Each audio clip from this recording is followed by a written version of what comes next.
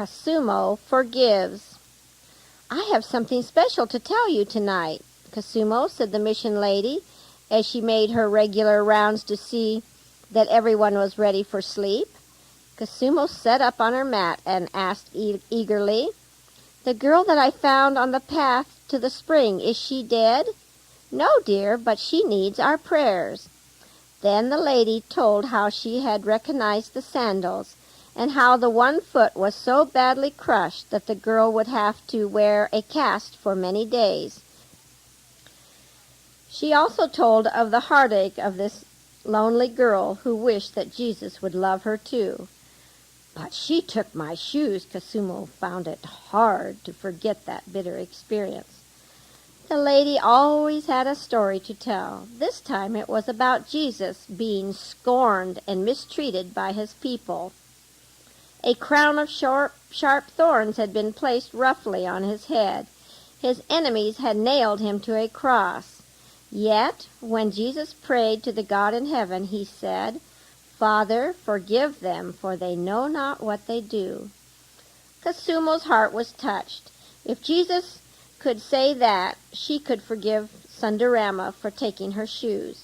She would be kind to Sundarama, who had suffered such brutal treatment from her stepfather.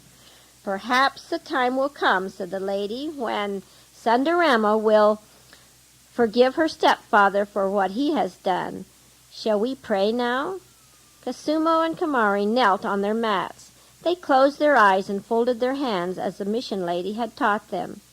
When the prayer was ended, Koosumo felt differently towards the girl who had taken her shoes. Somehow, when they talked about it and prayed about it, the picture was changed. Instead of a thief, she saw a lonely, misunderstood girl who had wanted a pair of shoes for a long time, but her stepfather would not buy any for her. When you go back to Sundarama, tell her I love her too. I want her to get well and be my friend." "Thank you, Koosumo. I will tell her. I am sure that Jesus is pleased and will heal her sores and bruises. Good night, and may you and Kamari sleep well." It was rumored in the village that Sundarama was dead. The stepfather had been drinking quite freely, and he was in an angry mood. The stories about Sundarama were not all the same. Some said the stepfather had drowned the girl. Some said he beat her to death.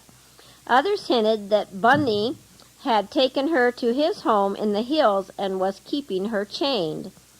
The stepfather insisted he had left her lying on the path by the spring, and that some animal had carried her away into the jungle.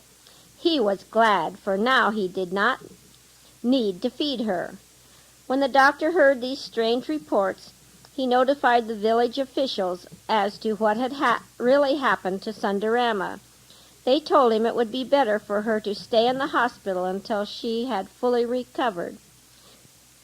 Then they would take her to the stepfather or find a suitable home for her. So Sundarama stayed at the hospital for many, many weeks. Koosumo and Kamari made regular visits to Sundarama's room. They spent many happy moments getting to be friends. They brought White Nose, the tiny kitten, to see her. She had never had a little kitten to love, and this ball of fur won her heart. It snuggled in her arms, curled around her neck, and purred. "I think he likes me," said Sundarama, holding White Nose up to her cheek.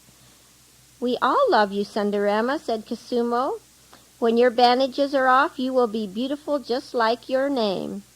Sundarama's eyes sparkled. "I am glad. I love you too." Then she lowered her eyes and was thoughtful for a few minutes. She said, "Koosumo, will you forgive me for taking your shoes that day by the spring? I'm very sorry." "You have been forgiven long ago," said Koosumo. "You see, the lady had another pair of sandals for me, so now we both can wear sandals, can't we?" "I can when the doctor takes off my cast." She looked down at the plaster cast and laughed. Koosumo and Kamari laughed. They were all happy. "It is nice to be forgiven," said Sundarama. "It makes me feel very happy inside."